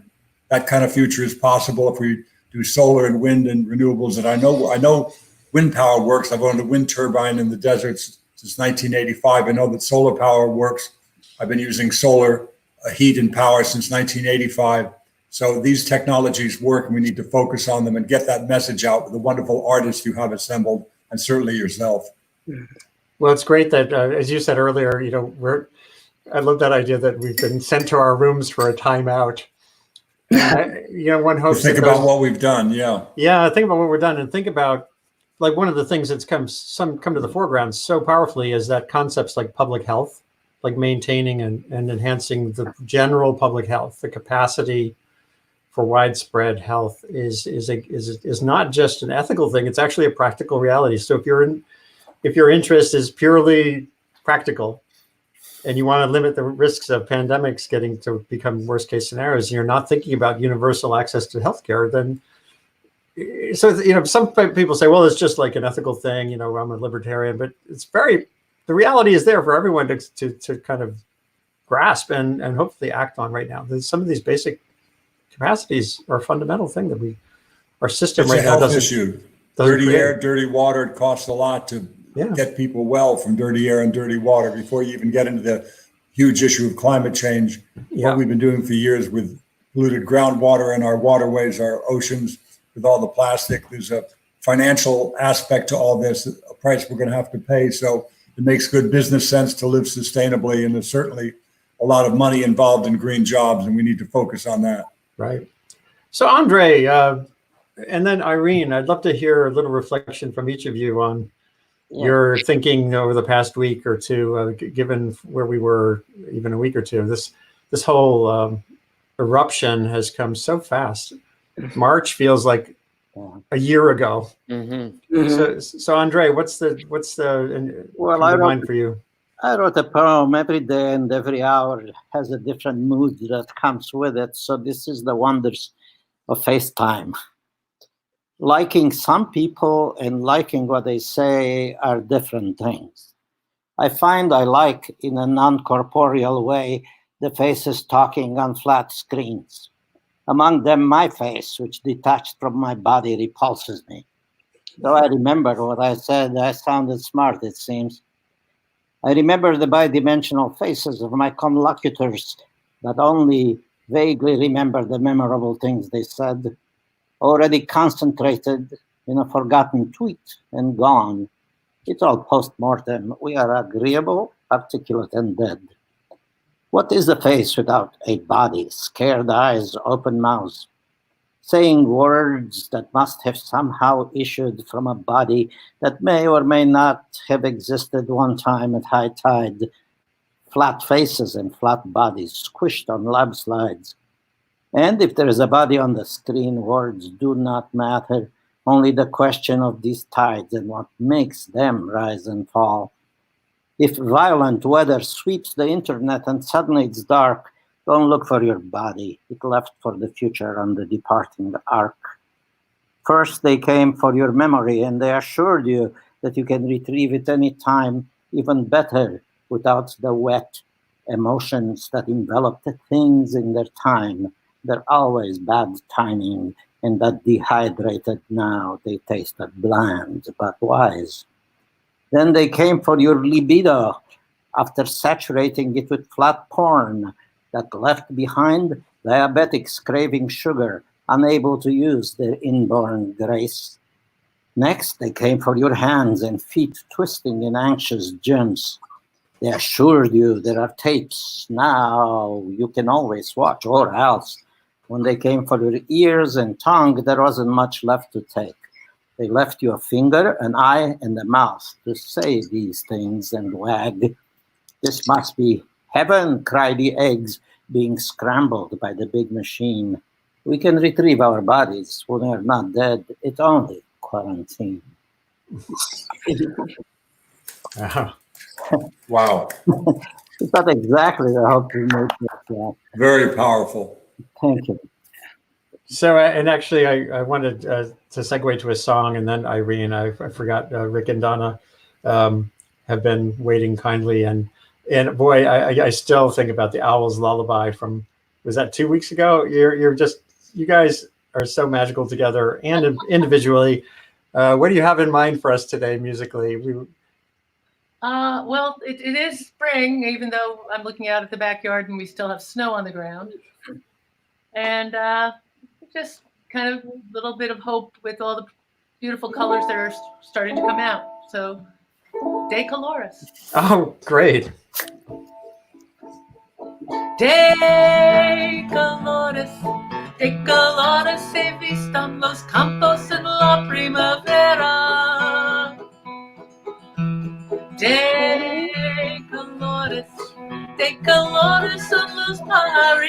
que vienen de fuera. De colores es el arco iris que vemos lucir. Y por eso los grandes amores de muchos colores me gustan a mí. Y por eso los grandes amores de muchos colores me gustan a mí.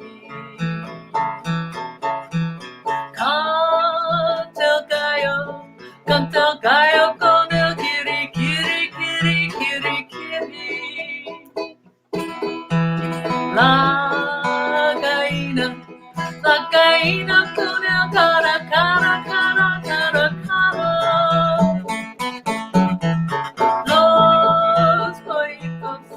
Los pollitos con el pío, pío, pío, pío, pío. Y por eso los grandes amores de muchos colores me gustan a mí. Y por eso los grandes amores de muchos colores me gustan a mí.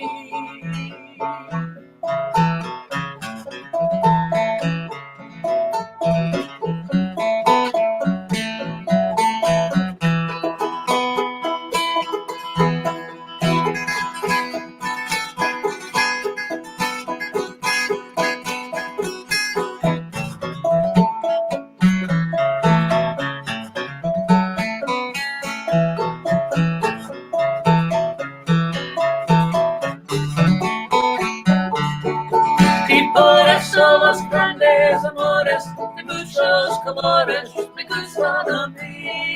Y por eso los grandes amores de muchos colores me gustan a mí.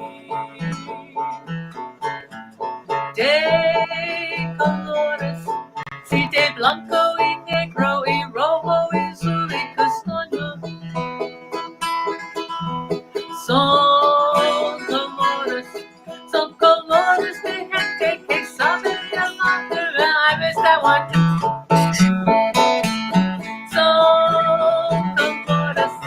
Son colores de gente que sabe dar la libertad. Y por eso los grandes amores de muchos colores me gustan a mí. Y por eso los grandes amores de muchos colores me gustan a mí.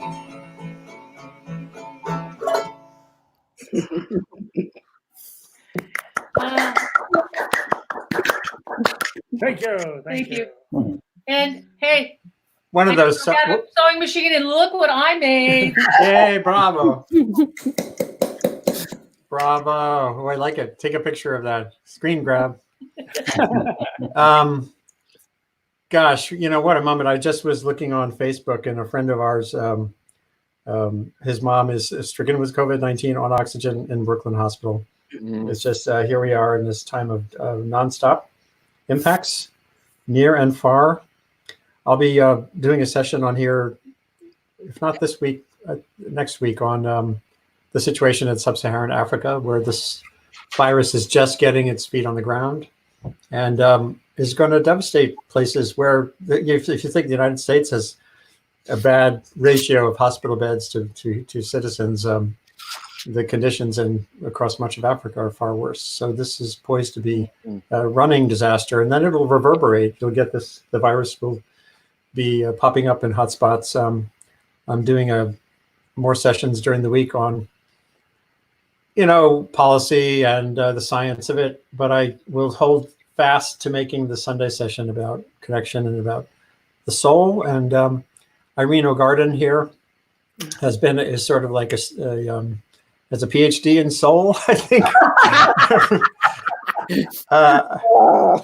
And by the way, Donna and Rick, the hardest thing was not harmonizing. We had Cecilia on a few minutes ago, and she was able magically with Ricardo, her collaborator on piano, to get resonance in two different rooms of music. But it's really hard to sing De Colores together. We're not quite there technologically. So Irene, what could you share with us today? In thinking about where we're at, thinking about spring, and thinking about the travails we're facing, and so many people who are least able are facing. Boy, I just have so much I want to share. First, just remember that it is a good thing to be a human being. We get a lot of bad press. Let's focus on what we can do. The idea that has come to me most recently, and I have a little piece of, I don't know if you want me to read or you want me to speak or whatever, but I have a little piece of writing about this called The Great Compassion. I'm voting early, and I'm voting for a viewpoint, not a candidate. It's knee-jerk to focus on the global financial crisis we face. Is it another Great Recession? Is it another Great Depression? And we do face serious financial issues, but instead, I vote that we call this era the Great Compassion. Compassion is flooding societies all over the world. People are risking their own lives to bring us health care, food, electricity, news, music, internet connections. And the global span of this catastrophe means that plenty more compassion will be called for. More people in places simultaneously than ever in the history of our beloved species and our beloved Earth. We are discovering gigantic untapped reserves that have been underutilized in recent history. And like a vessel in a fairy tale, it replenishes itself the more we dip. Those who are hearing this have lived in the most material comfort and abundance ever known, but a systemic lack of compassion for most of our fellow humans, most other life forms on Earth, has been a streaming intuitive wound, haphazardly bandaged by distraction, addiction, and ambition. Well, our script just flipped. Our vast financial machinery is grinding to a halt because people have decided that human lives are more important than profits. As a consequence of this tremendous decision, everything is melting. All ordinary social, financial, business, education, religious, and governmental structures are liquefying before our eyes. I'm a poet, and symbols are vivid to me. With this image of liquefying comes an image of metamorphosis. Caterpillars spend their lifetimes consuming, which sounds rather familiar to us. And then they bind themselves in a chrysalis wherein they mostly liquefy. And floating inside are these special cells called imaginal cells. And those are the eyes and antennae and wings and other important butterfly parts. The caterpillar's immune system attacks these cells at first, but then they multiply and they lead to the radical transformation we all recognize. Human consciousness is transforming just as radically. Whether or not we take wing, we have the one thing the human race has always needed for its survival from the very earliest, most primitive days, the human race. Humans can do without a lot of stuff, but not without each other. What's happening now is so much more than financial.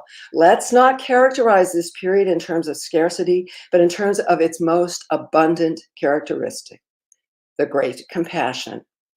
Let's each of us add to it every way we can.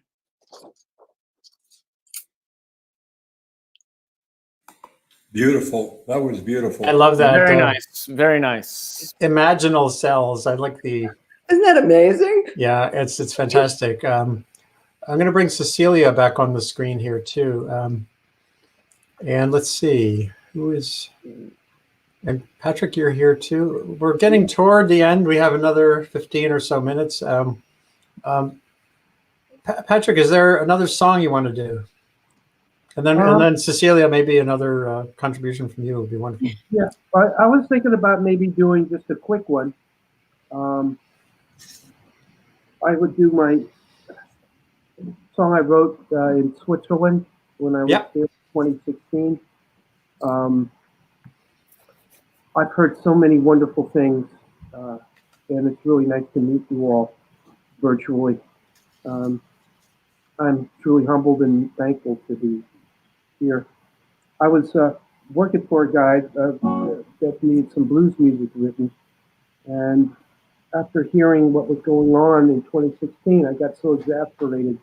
I had like a knee-jerk visceral reaction to all the verbiage, and I think I kind of regressed into a childlike state. and wanted an idealistic world. So I think this will make it. It's a feel-good tune, and it's kind of harkens back to maybe an imaginary time. And it's another one that's hard for me not to sing along on, so I'll try to mute myself. You can and so basically it goes back to an imagined American ideal of wanting to have. Is that me? Here on Sunday, after 6 days of work, 5 days for the boss, 1 for yourself, and go to meeting on Sunday. But there's a couple of other things in there. So it's a tune called Beer on Sunday. And I can take this thing off here.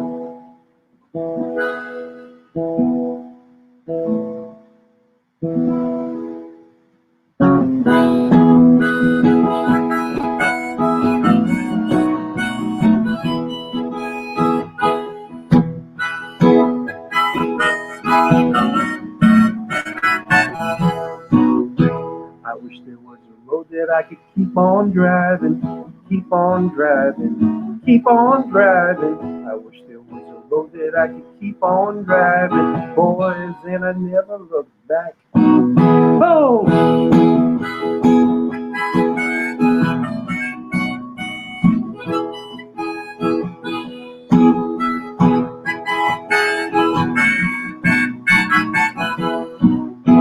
I wish there was a tree that I could keep on climbing, keep on climbing, keep on climbing. I wish there was a tree that I could keep on climbing till the sky was in back of my hat.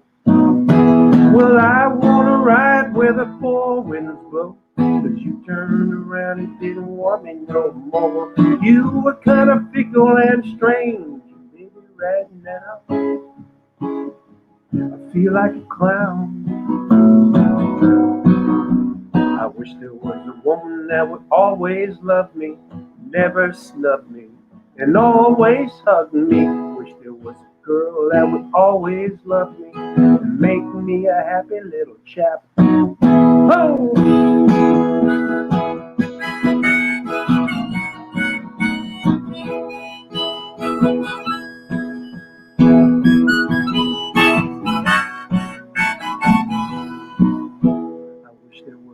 Where everyone was smiling, no more crying, only smiling. I wish there was a world where everyone was smiling and make this a happy little shack. I'd buy a bunch of gold and give them beer on Sunday, and every Sunday they see things my way. Buy a bunch of gold and give them beer on Sunday, boys, like a Southern Democrat.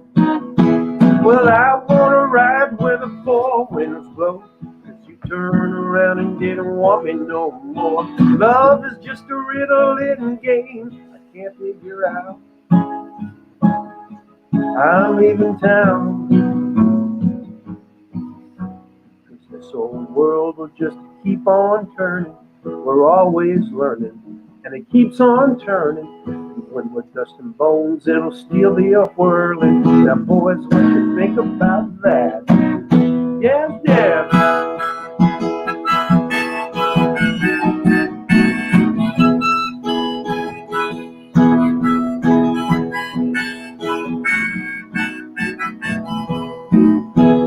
wish there was a road that I could keep on driving, keep on driving, keep on driving. I wish there was a road that I could keep on driving, boys, and I never looked back till the sky was in back of my hat. I could be happy like that. Yeah, boys, I never look back. Bravo. I think Bravo.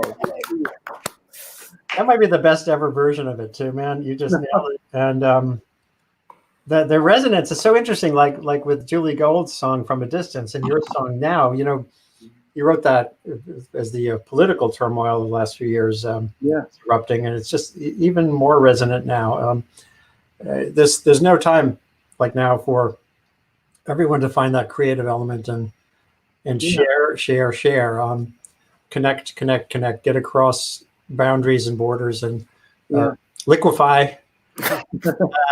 Terry Tempest Williams was on here a week and a half ago, and she said something, Irene, that resonated so powerfully with your concept there.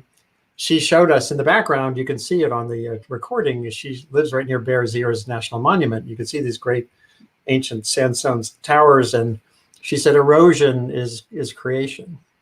Erosion is creating a new thing, and that she feels like right now we're being eroded and challenged by this virus in so many levels, but the chance is here to build forward, not necessarily build back.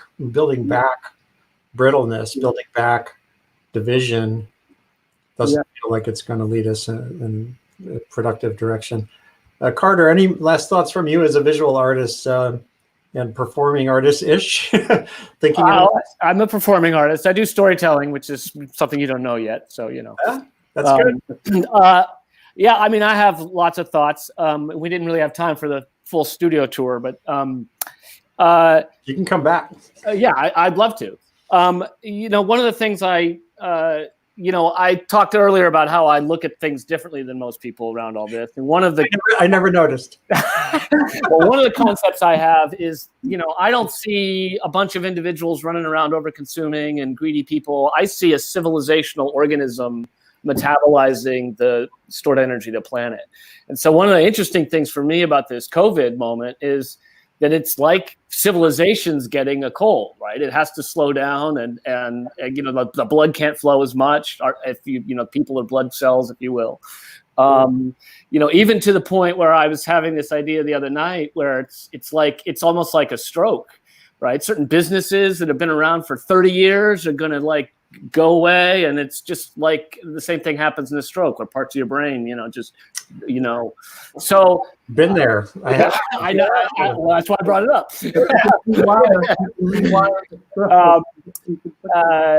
And so, it's really interesting to see that, unfold. And I wonder how much that we're in a system that has evolved over literally thousands of years at this point, is where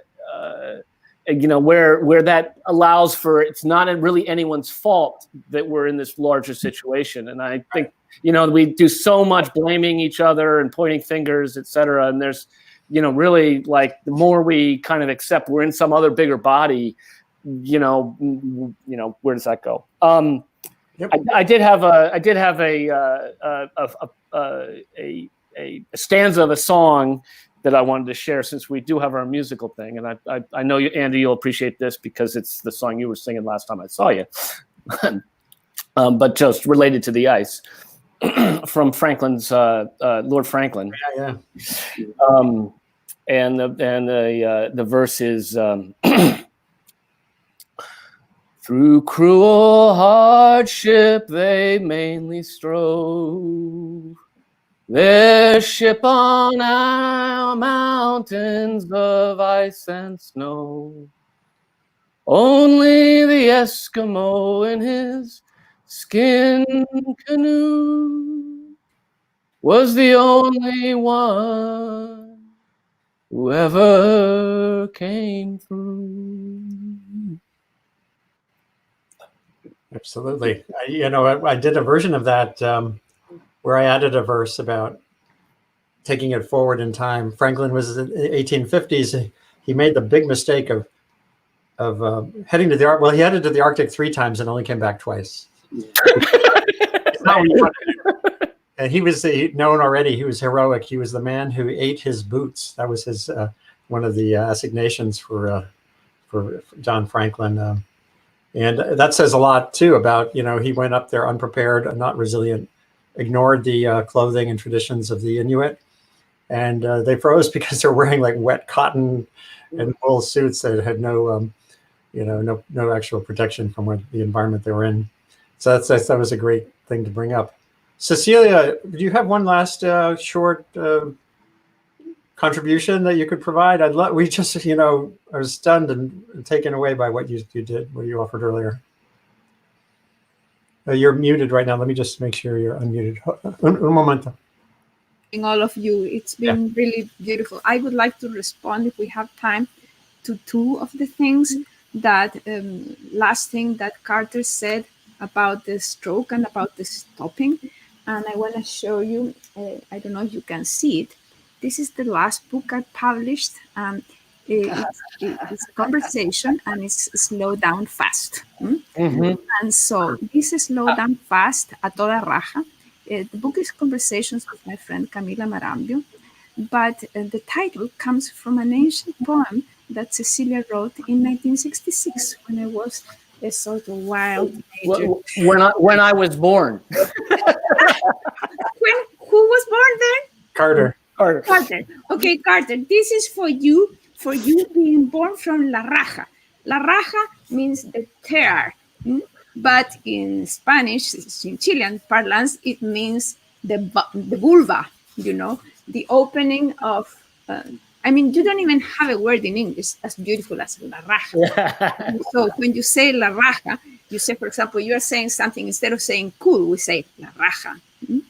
Something that is just too much, And of course, a toda raja also means at full speed, because nothing goes to pleasure or to joy as la rajita.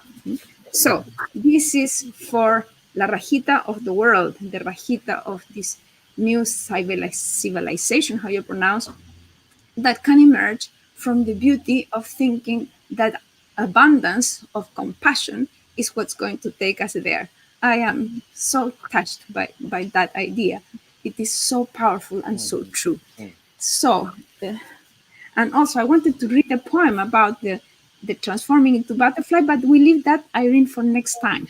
I wrote that. You got to come back. But I love what you said. So now my eyes are wet, so I can't read properly because I got a little carried away by our exchange. So here, it says, it's about the title of the book. We propose to slow down fast a toda raja before it is too late, before the nauseating speed up of our destructiveness kills us all. We can perform it daily, and the awareness that others are doing it too will come. Turn into la raja, the tear, the rip, the opening, the slit between your legs to take its pulse. Slide out of time and into the cosmic current. Wiggle loose from the grip of the worldview based on monetary currency and colonial oppression, and swim the laps of what we really are, indigenous to the universe. To slow down as a symbolic, active gesture restores paradise on earth. Paraíso.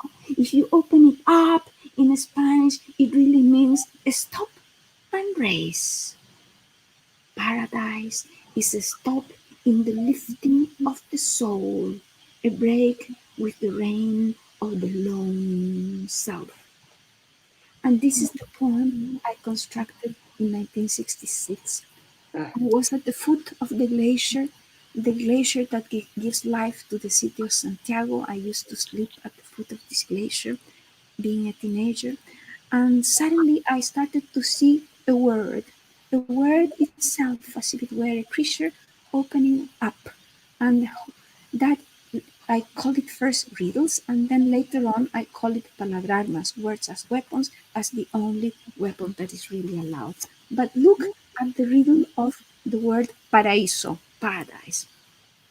It says in español, ¿qué se construye con un detenimiento y una elevación? What do you build with a stopping and a lifting of the soul?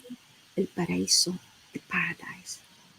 But my genius translator, Rosa Alcalá, who lives in Texas, of course, of all places, translated it in this way in English. What place skirts hazard and is worth the gamble? Paradise. Gracias, amigos. Brava. Oh my God. Wow. Wow. You said so many things there. The idea of the glacier that gives life to the city, that we are all given life by these elements of the universe around us, and that we're all indigenous. I love that. To the universe. It Yes. That reminds me of Thomas Berry, the great theologian and naturalist who spoke of the ecozoic and of this moment in human history as being our expression to the universe of our existence. And then taking it back, here we are all also living practical real lives with neighbors struggling, with communities divided in some places, and trying to forge paths forward. So I just wanted to, thank you all deeply for being part of this experiment called Sustain What. The Sunday version is, I call it Unbroken Circle, after the song Will the Circle Be Unbroken? Great song. A great song. It's kind of a sad song about watching your loved one pass away and get carted away by the undertaker. But Pete Seeger used to sing it in a segue to much more hopeful songs. And Rick Nestler and Donna, you're not on the screen now because we have 6 here, but I want to thank everybody who stopped by today, Claudia Gibson and David Ross and everyone who's, Karen Brooks, who, if you haven't seen her videos from previous weeks of her lambs and ewes, you should scroll back through the other versions of this webcast. I'm just expressing my deep appreciation to those here who are contributing, and also to Columbia University, the Earth Institute, which has liberated me to be able to do experiments like this. My program at Columbia is around how do you make information matter on a noisy, fast forward planet? How do you make connections matter? We've never been more connected. We've never had a more observed planet. We've done wonderful things with these tools, and there's terrible things going on with these tools, most of which are designed to hijack us, to distract us, to validate us, but not to actually get a lot done. So the goal here is to move the needle a little bit each week in the direction of togetherness, in the direction of building forward, in the direction of everything you've all been expressing through your songs and your words today. I want to thank Ed Begley Jr. out in the LA hinterlands for being with us. Thank you, man. And if you want to, for having me. Feel free to, if we can have you back sometime soon, that would be awesome. This is a journey we're on. It's not like one stop and you're done kind of a process. And Irene, pleasure. Patrick, beer on Sunday. Everyone, if you don't drink beer, raise a glass of something to those around you today. And if you can contribute something to the lives of those who are really struggling, that's a great thing as well. So thank you all. On Wednesday, I'm doing 2 of these. Wednesday morning at 10 o'clock, I'm running the Earth Institute's. That's Wednesday is Earth Day. It's the 50th anniversary of the first Earth Day. And we're going to reflect on the last 50 years, including what the Earth Institute and Columbia scientists like Jim Hansen and Wally Broker, the first scientist who articulated the words global warming in 1975. We're going to go through the history of how we environmentalism to now, and then the next 50 years, an envisioning exercise toward 2070. And we'll have some young students and some of our alta-cockers like me, older folks, exploring how we get to where we want to get to in 2070. And then at 1 o'clock, George Steinmetz, who I just co-created a book with, he's an aerial photographer who he was just over Manhattan on Tuesday in helicopter shooting the Silent City. He's done aerial photography from Antarctica to the deserts of Saudi Arabia. And the book is called The Human Planet. And he'll be live here with us to give his special view of the planet. And every Sunday, Roseanne Cash said she might stop by, which I would be really excited if that could happen. We had Dar Williams recently and all of you today. So thank you all. Thank everyone for tuning in. For those who are online, share the love, share this links with other people. Big group hug. Thanks so much, Andy. And Cecilia, it was great to meet you and Ricardo. So, mucho más. Okay, thank you all. Thank you. Thank you so much.